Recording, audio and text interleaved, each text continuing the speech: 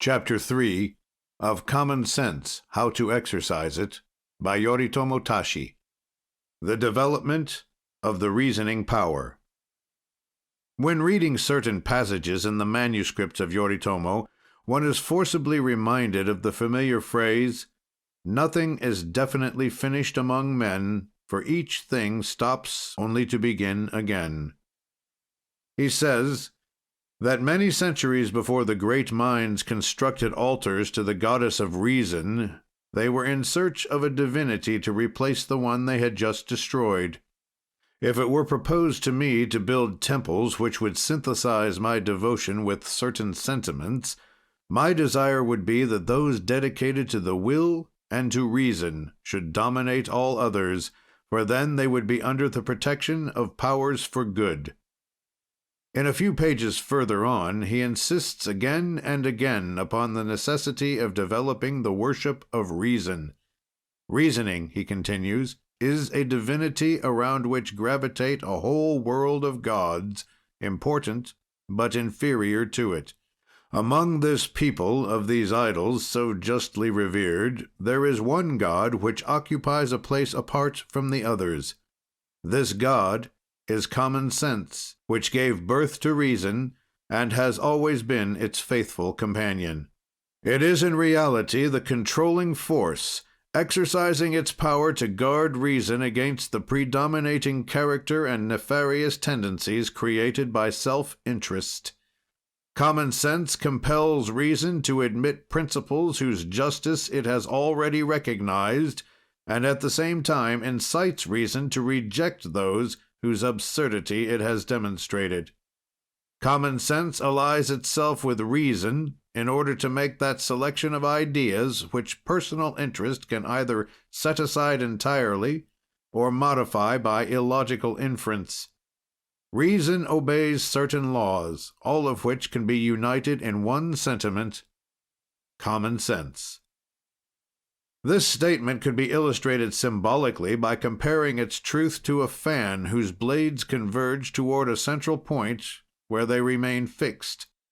Applying the precept to the picture, the old shogun gives the design which we are faithfully copying. In this ideal fan, explains Yoritomo, not only the true reproduction of the qualities directing the progress of knowledge must be perceived, but the symbol of their development must be traced.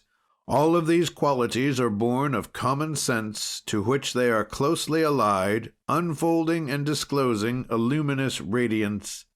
Although each one may have its autonomy, they never separate, and even as a fan from which one blade has disappeared can only remain an imperfect object little to be desired, even so the symbolic fan of reasoning, when it does not unite all the required qualities, becomes a mutilated power which can only betray the destiny originally attributed to it. Consequently, starting from common sense as the central point of reasoning, we find first perception. This is the action by which exterior things are brought near to us. Perception is essentially visual and auditory, although it influences all our senses. For example, the fact of tasting a fruit is a perception. The seeing of a landscape is equally one. The hearing of a song is also a perception. In a word, everything which presents itself to us, coming in contact with one of our senses, is a perception, otherwise the inception of an idea. This is the first degree of reasoning. Immediately following is memory, without which nothing could be proved. It is memory which, by renewing the motive power of reason, allows us to judge of the proportion of things grasped by the senses in the present as related to those which come to us from the past. Without memory, it would be impossible to make a mental comparison. It would be most difficult to determine the true nature of an event announced by perception if an analogous sensation previously experienced had not just permitted us to classify it by close examination or by differentiating it. Memory is a partial resurrection of a past life, whose reconstruction has just permitted us to attribute a true value to the phases of existence. It is in preserving the memory of things that we are called upon to compare them and then to judge of them. Thought is produced immediately after perception, and the recollection very often automatic that it creates within us. It is the inception of the idea which it engenders by a series of results. Thought permits the mind to exercise its judgment without allowing itself to be influenced by the greatness or humility of the idea.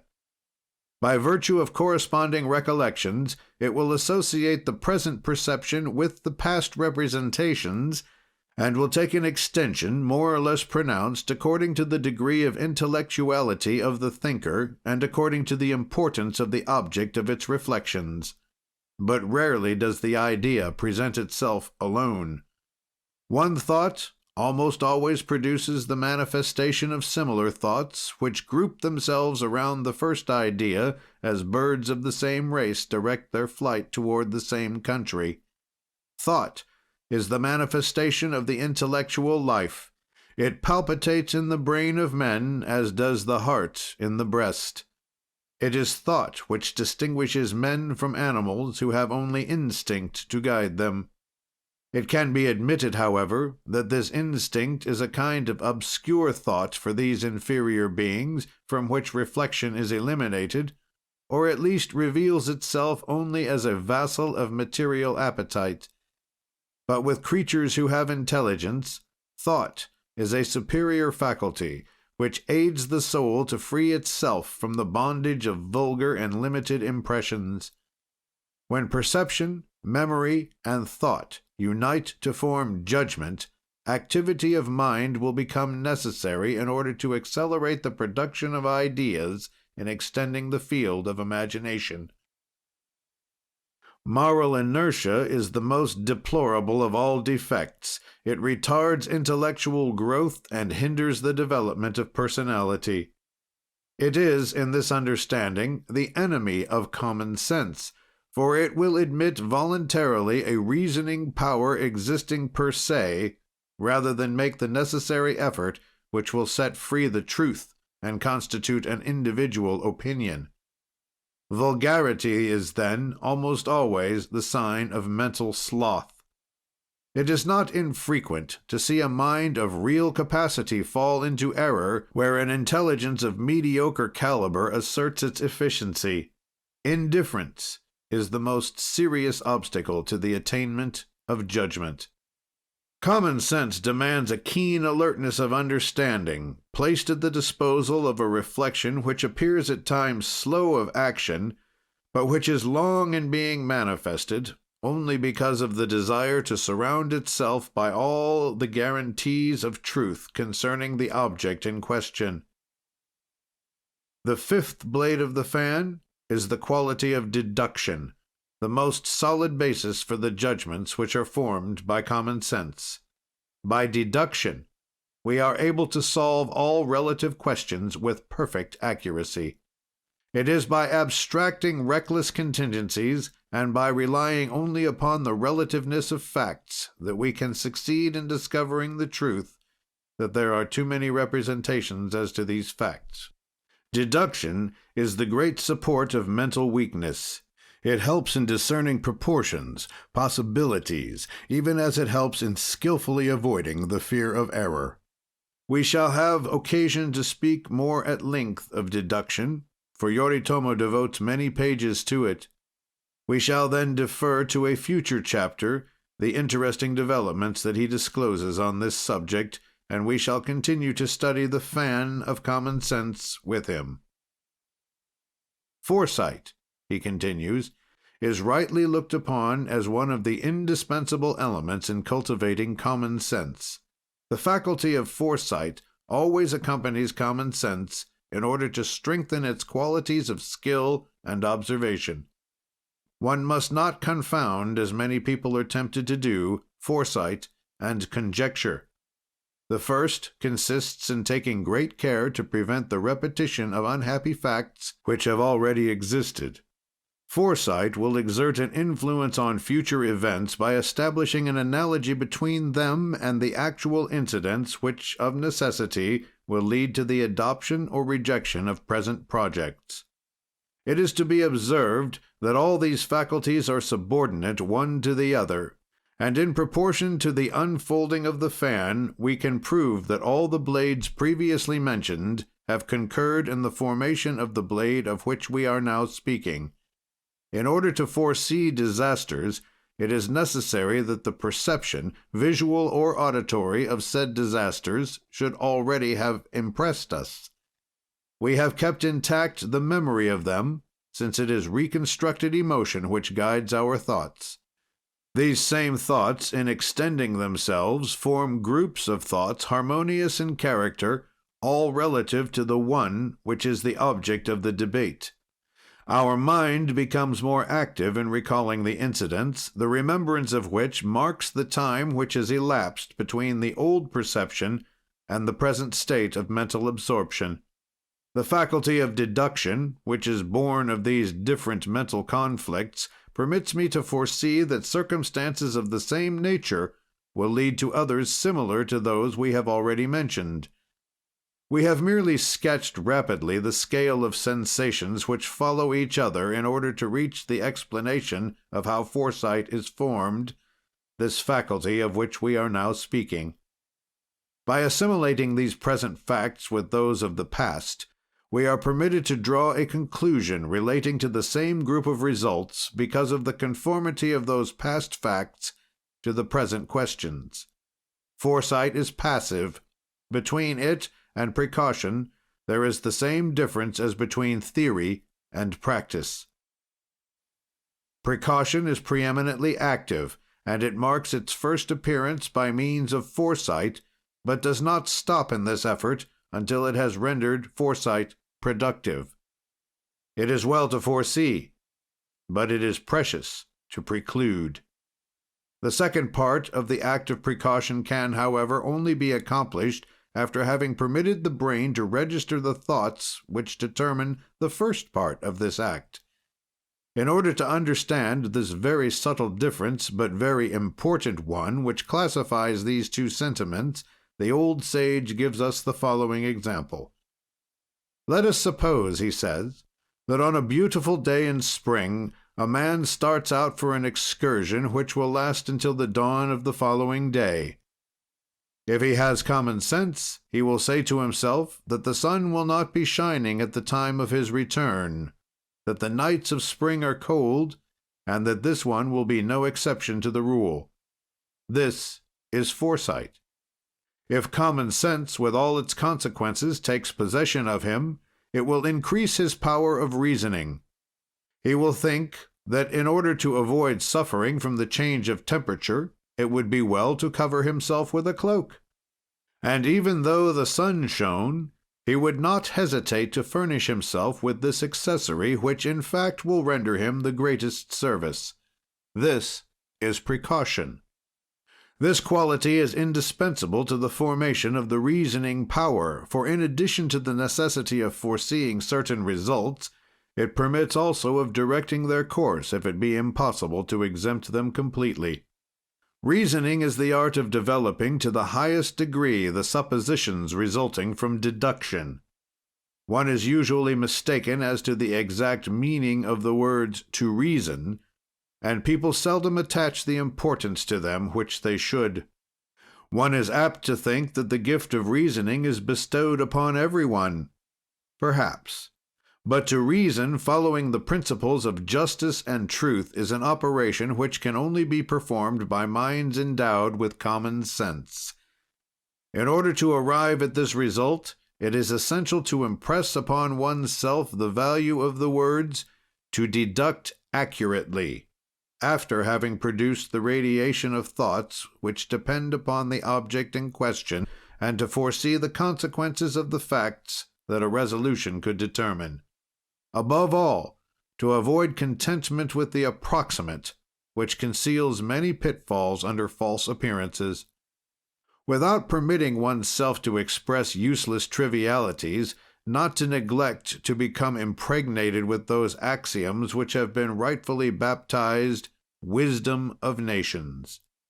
They are generally based on a secular observation and are the product of many generations. It would be puerile to attach vital importance to them, but one would surely regret having entirely scorned their counsel. Too much erudition is at times detrimental to reason based on common sense. Although fully appreciating science and devoting serious study to it, one would do well to introduce the human element into his knowledge. There are some essential truths which modify daily life without for this reason lessening their importance. Some of them are of premature development, others are of miniature growth. To reason without offending common sense, it is therefore indispensable to consider time, place, environment, and all the contingencies which could arise to undermine the importance of reasoning. After having reviewed all these phases, we shall then extend, in accord with Yoritomo, the last blade of this rudimentary fan, and we shall find judgment. This one is the index to that quality of mind called conviction. This mental operation consists in drawing together many ideas that their relative characteristics may be determined. This operation takes the place contiguous to reasoning, of which it is the result. Judgment determines its character after having registered the reasons which ought to indicate its position. It deducts the conclusions imposed by the explanatory principle and classifies the idea by submitting it to the valuation placed upon it by judgment. All judgment is either affirmative or negative. It can never be vacillating nor neutral.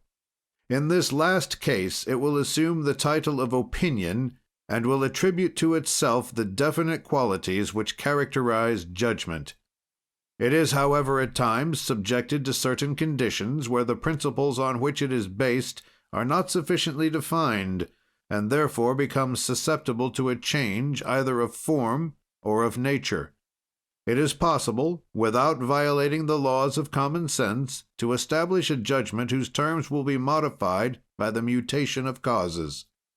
But common sense demands that these different influences should be foreseen, and that these eventualities should be mentioned when pronouncing the judgment. We have reached the last blade of the symbolic fan described by the philosopher, for many secondary qualities may be placed between the principal blades. But faithful to his explanatory method, he wished to indicate to us the broad lines first, and also to state the indispensable faculties constituting common sense by teaching us their progression and development. He desired to demonstrate to us also how much all these qualities would be lessened in value if they were not united and bound together in the order in which they ought to manifest themselves. We have all possessed, said he, some fans whose point of reunion was destroyed in part or altogether lost. What becomes of it then?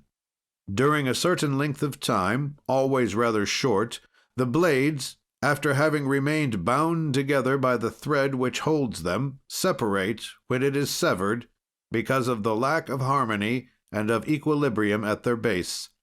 Very soon, one blade among them detaches itself, and the mutilated fan takes its place in the cemetery where sleep those things deteriorated because of old age or disuse. It is the same with the qualities which we have just enumerated. As long as they remain attached to their central point, which is common sense, they stand erect, beautiful, and strong, concurring in the fertilization of our minds and in creating peace in our lives. But if the point of contact ceases to maintain them, to bind them together, to forbid their separating, we shall soon see them fall apart after having escaped from the temporary protection of the secondary qualities. For a while we seek to evoke them, but recognizing the ruse existing in their commands, we shall soon be the first to abandon them in order to harmonize our favors with the deceptive mirage of the illusions. at least if we do not allow ourselves to be tempted by fallacious arguments of vanity. In the one, as in the other case, we shall become then the prey of error and ignorance, for common sense is the intelligence of truth.